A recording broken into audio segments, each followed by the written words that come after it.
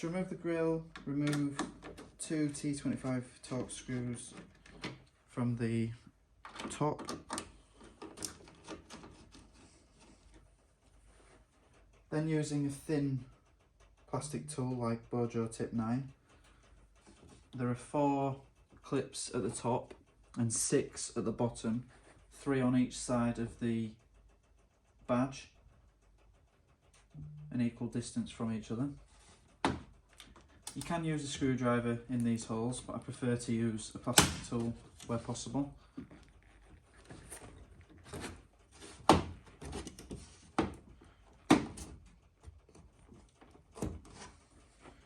If it's the first time you remove the grill, it could be quite stubborn to remove,